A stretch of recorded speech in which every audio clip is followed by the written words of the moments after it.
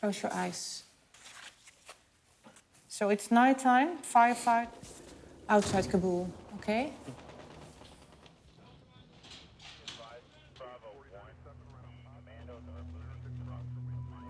Tell me what you see and what you feel.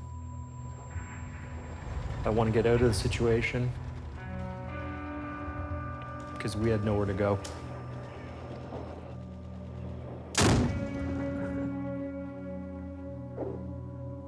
You'll be fine, it's okay.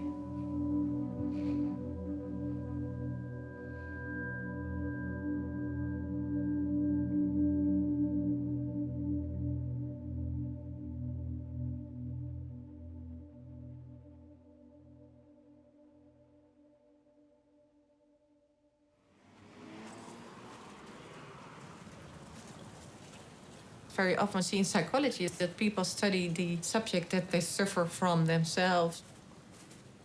And very often they have something with it.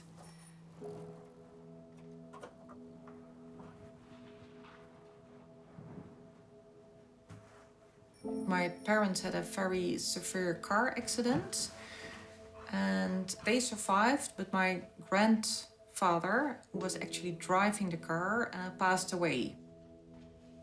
And my mother was for 2 weeks in coma. And when my mother recovered, she had post-traumatic stress disorder.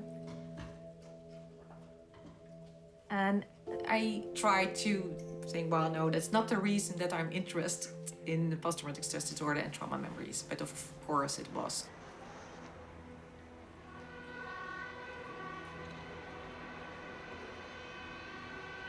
Post-traumatic stress disorder is indeed one of the most difficult to treat, because if you listen to their stories, it makes sense that people suffer and find it so difficult to live with the traumatic experiences. Fear is important because it helps us to survive when there is real threat. But on the other hand, if you have irrational fear or anxiety disorders, the brain does not differentiate between realistic threat and unrealistic threat. So the same kinds of processes are triggered and they behave as if they are in a war zone, even if they are perfectly safe. There are several treatments for post-traumatic stress disorder, but the success rates are only 40 or 50%. The dropout rates are quite high because it's too difficult.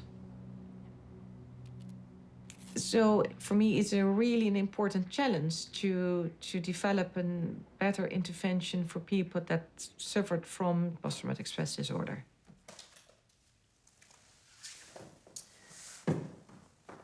Okay, and then I have a couple of questions. Did you ever talk in great detail to someone about what happened and what you experienced in Afghanistan? Most of the time, I don't talk about stuff with other people. You know, like civilian friends, even military friends. You know, how are you doing? I'm fine. Yeah. Okay, and do you often think back about what happened in Afghanistan? Yeah, I would say all the time. Every day, all the time. It's always there. Is it a sort of, are it sort of flashbacks or intrusive memories, or is it more like your It's other... intrusive memories. It is intrusive memories. Do you also feel a bodily reaction? Oh, yeah. Yeah. And where do you feel that? Your heart? In the chest. Yeah. Yeah. In the chest. Yeah. You get sweaty, you get confused. You start, I wouldn't say disassociate, but I could remember a few girls that I was going out with walking down the street, and they're like, Zane, where did you go? You were not there. I was no longer there. Yeah. Yeah. Yeah. Okay, so we are ready to go to the cubicle. Okay. Okay. Military traumas are very different from other traumas. Soldiers are generally told to control and suppress their emotions. But for the treatment to work, patients have to immerse themselves into the fear. This means that you are no longer in control. But you have to be open to that. Is it okay? Yep. And it's difficult because I have to intuit when the fear memory opens up. And then I give the drug. And the drug changes the way the memory is resaved in the brain.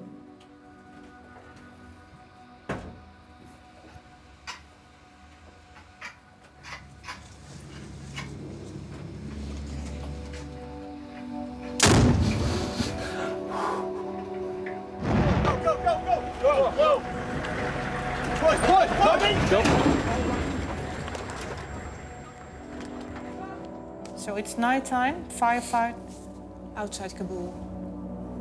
Tell me what you see and what you feel. Okay, we got 10 guys forward. That's a section. Platoon commander's screaming at his guys. You start getting shot at.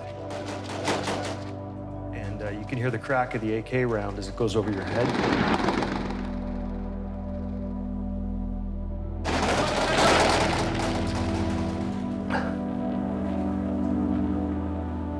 Let's go, you are doing great. And you try to stay away from the walls because the bullets will just hit and slide along the wall.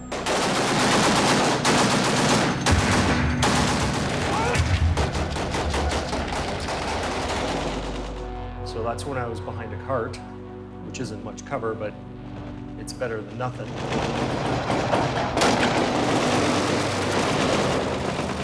I want to get out of the situation because we had nowhere to go.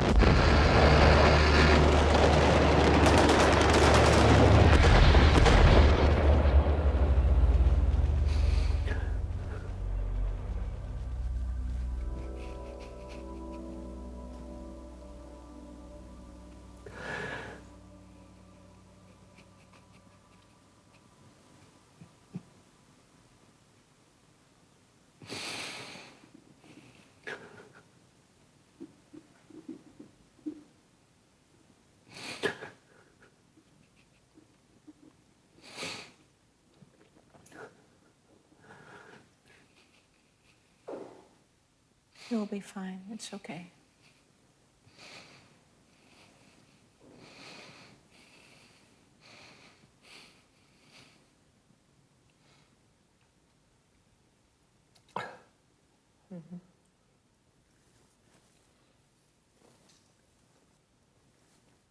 And if you feel like you can open your eyes.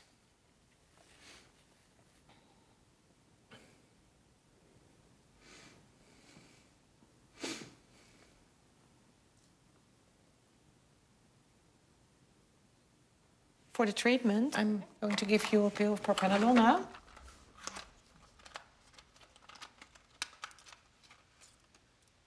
You can take one.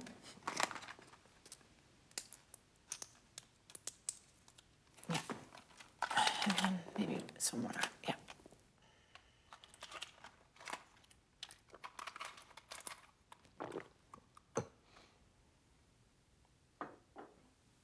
How was it for you?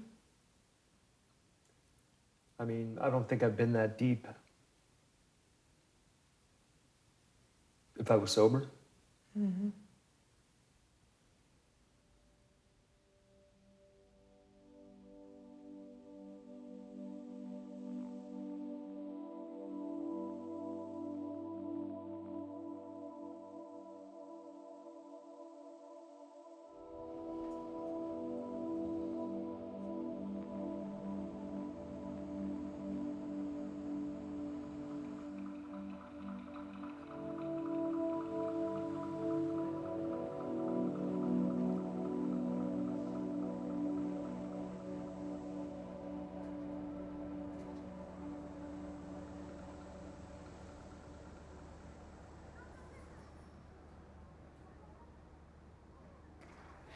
So, of course, the best test whether this intervention is effective is, of course, how you feel in your daily life. Yeah.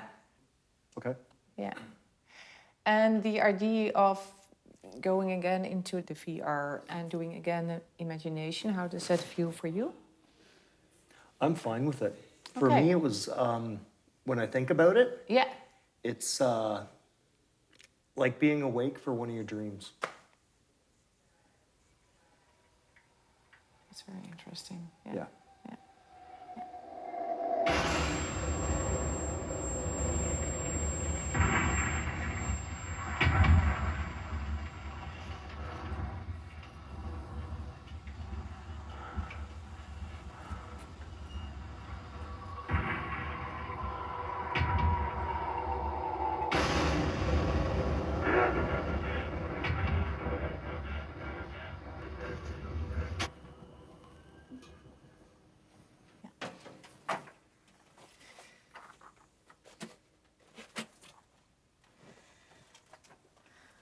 How was that?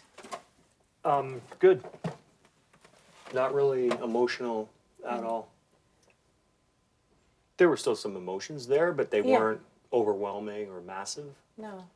So, Nighttime, firefight, outside Kabul. we're walking down the road and we get shot at from the front, and as you could hear the cracks Yeah. of the bullets going by you. Yeah. And how does that feel? I don't really have any physical reactions.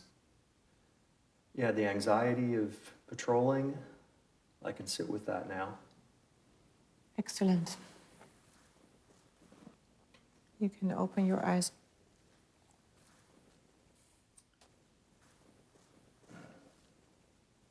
So, what do you think? Yesterday, I had the sensation of my equipment, you know, the smells, the sounds, whereas today, that didn't happen. I felt it here, Yeah. but it was more of a boom and it was gone. Okay. It wasn't crushing Yeah. me. You know, I still feel the feelings, but it's not overwhelming.